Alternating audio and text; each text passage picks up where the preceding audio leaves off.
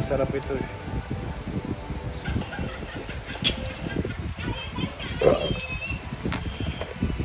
Ito na yung ano natin, portion natin ngayon. Hindi na kukuha dyan. Bahala na. Okay. Tatanong ko lang, hindi naman pinipilit.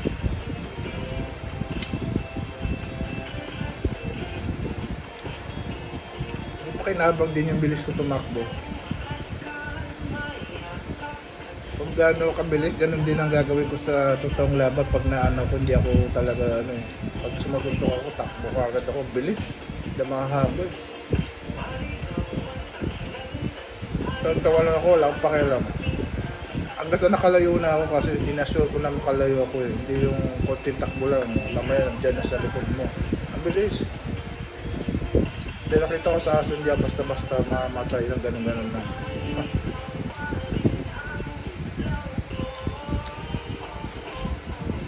Buti na lang may payo, maganda rin may payo eh. May pasalag ka. Wala ka ng choice eh. Susunggaban ka, di paluhay mo, hindi ka makagat. Matamaan niya yung payong, wag ako. Ano yun? Kaya pagka sinabi ko sa may aso, lumayo ka na kagad yung tumawag ko sa kabilang ano. Huwag ka yung forward ng forward. Kasi predictable yung mga aso niya.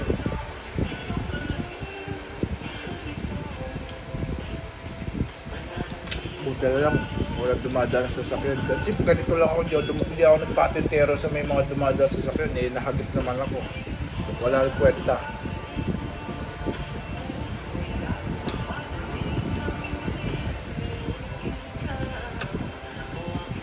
Dito na lang sa kanan ano, dumaan kasi dito sa kaliwa, dito sa kanan at papunta Metro Bank, maraming aso diyan, no. Dito na lang ako dadaan. Total na ano, ko na pa. Kaya nakita mo yung aso doon, mawag ka kagad sa kabila. Yeah.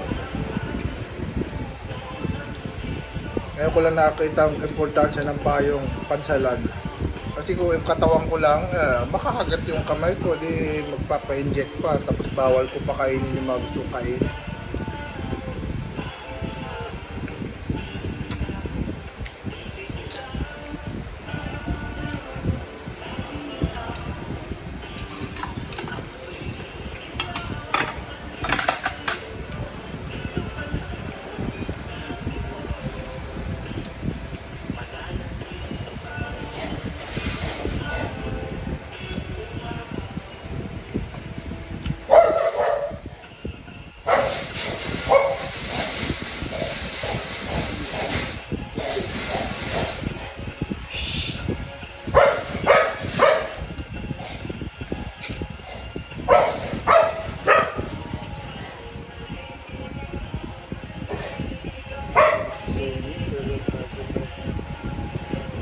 Conversive po dyan, ganun yung taon sa akin kahapon.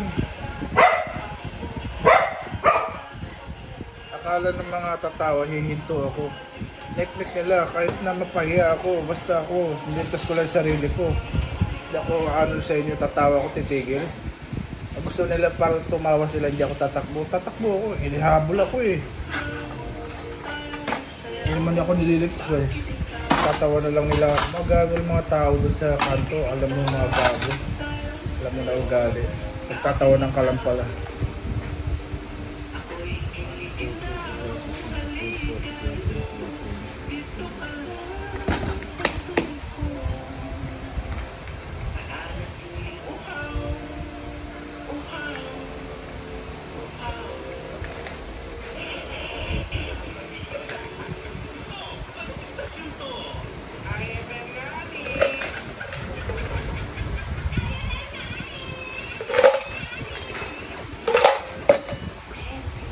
Niligtas ako nito, ayun no.